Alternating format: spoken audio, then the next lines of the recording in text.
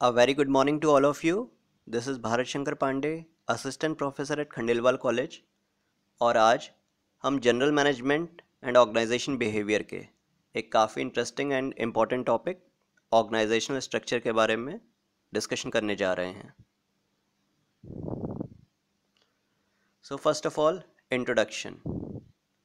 An organizational structure consists of activities such as task allocation, coordination, and supervision, which are directed towards the achievement of organizational aims. Organizational structure की अगर हम बात करें तो ये उन सारी एक्टिविटीज़ का कॉम्बिनेशन होता है जो हमारे ऑर्गेनाइजेशनल एम्स को अचीव करने में हेल्पफुल होती हैं। There is 6 organizational structure type and 3 type still have been developing. अब तक 6 organizational structure type आइडेंटिफाई किए जा चुके हैं एंड 3 अभी डेवलप हो रहे हैं। तो आज हम उन 6 organizational structure type के बारे में बात करेंगे। Number 1, pre-bureaucratic structure. This structure is most common in a smaller organization and is best used to solve simple tasks. The structure is totally centralized. जो pre-bureaucratic structure होता है, ये छोटी सी जो ऑर्गेनाइजेशंस होती हैं, बहुत छोटी ऑर्गेनाइजेशन जो होती हैं वहाँ फॉलो होता है, क्योंकि वहाँ पे जो ओनर होता है, लिमिटेड एम्प्लॉयज़ होते हैं, 2 से 4 एम्प्लॉयज़ होते हैं। ओनर ही सारे रूल्स रेगुलेशंस बनाता है, सारे डिसीजन लेता है, सारी अथॉरिटी ओनर के ही हाथ में होती है। It is particularly useful for new business as it enables the founder to control growth and development of the organization. ये एक न्यू बिजनेस के लिए बहुत यूज़फुल होती है इस टाइप का स्ट्रक्चर, क्योंकि वहाँ पे जो फाउंडर होता है, जो ओनर होता है, वो अपने नए बिजनेस को प्रॉपरली कंट्रोल करता है, उसके डेवलपमेंट के बारे में सोचता है, उसके डेवलपमेंट के लिए काम करता है। Bureaucratic structure. Bureaucratic structures have a certain degree of standardization.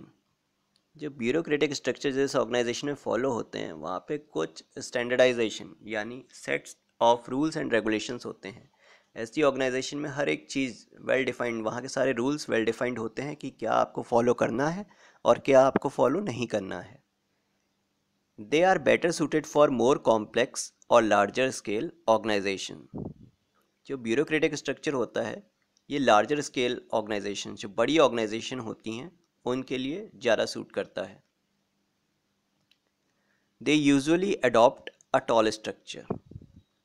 Bureaucratic structure के अगर हम बारे में बात करें तो यहाँ पे जो आपको ऑर्गेनाइजेशन स्ट्रक्चर दिखता है वो काफ़ी ज़्यादा स्प्रेड ऑर्गेनाइजेशन स्ट्रक्चर नहीं दिखता है, आपको एक टॉल ऑर्गेनाइजेशन स्ट्रक्चर दिखता है। It is very much complex and useful for hierarchical structure organization.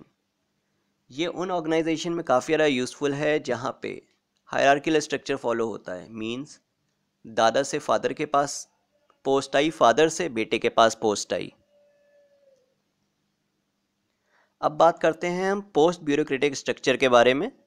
The term post bureaucratic is used in 2 senses in the organizational literature. A smaller group of theorists have developed the theory of the post-bureaucratic organization, provide a detailed discussion which attempts to describe an organization that is fundamentally not bureaucratic.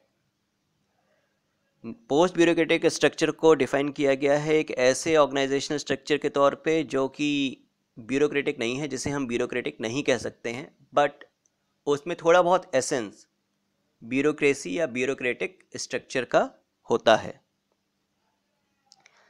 Next बात करते हैं हम functional structure की। A functional organization is best suited as a producer of standardized goods and services at large volume and low cost.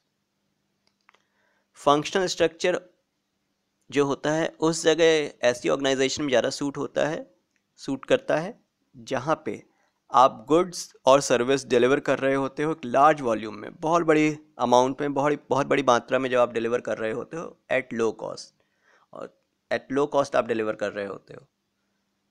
Coordination and specialization of tasks are centralized in a functional structure which makes producing a limited amount of products or services which are efficient. Next बात करें हम divisional structure के बारे में। It is also called as product structure. Divisional structure को दूसरी तरीके से हम प्रोडक्ट स्ट्रक्चर के नाम से भी बुला सकते हैं। The divisional structure groups each organizational function into a division. अब जो डिविजनल स्ट्रक्चर होता है वो ऑर्गेनाइजेशन के हर फंक्शन को डिवाइड कर देता है, डिवीजन कर देता है उनका on the basis of their functions. Each division with in a divisional structure contains all the necessary resources and functions within it. Divisions can be categorized from different points of view. अब जो divisional structure में जितने भी division होते हैं, हर division के पास अपने खुद के रिसोर्सेज होते हैं ताकि वो सारे अपने फंक्शंस मेट आउट कर पाएँ, फुलफ़िल कर पाएँ। जो डिवीज़न्स हम बनाते हैं वो person to person, organization to organization vary करते हैं। It depends on the individual, वो अपने ऑर्गेनाइजेशनल स्ट्रक्चर में कितने डिवीज़न बनाना चाहता है। लास्ट बात करें हम मैट्रिक्स स्ट्रक्चर की। A matrix organization frequently uses teams of employees to accomplish work in order to take advantage of the strength. अब मैट्रिक्स स्ट्रक्चर जैसे नाम से ही पता चल रहा है, मैथ्स की जैसे मैट्रिक्स आपने देखी होगी काफ़ी कॉम्प्लेक्स होती है, उसी तरीके से स्ट्रक्चर दिखने में तो काफ़ी ज़्यादा कॉम्प्लेक्स होता है, लेकिन जितना ये दिखने में कॉम्प्लेक्स होता है उतनी ही इसकी वर्किंग सिंपल होती है, क्योंकि यहाँ पे जो लोगों की जो वर्किंग स्ट्रेंथ है उसको यूज़ किया जाता है। Matrix structure is amongst the purest of organizational structure, a simple lattice emulating order and regularity demonstrated in nature. Matrix structure को सबसे प्योर भी बोला गया है सभी ऑर्गेनाइजेशनल स्ट्रक्चर में, क्योंकि यहाँ पे इतनी रिफाइनली वर्क होता है, इतनी प्योरली वर्क होता है, इतनी सब कैटेगराइजेशन कर दिया जाता है कि कोई भी कॉम्प्लेक्सिटी वर्किंग में अराइज नहीं होती है। Thanks for your patience listening and I hope कि आज का लेक्चर आपके समझ में आया होगा।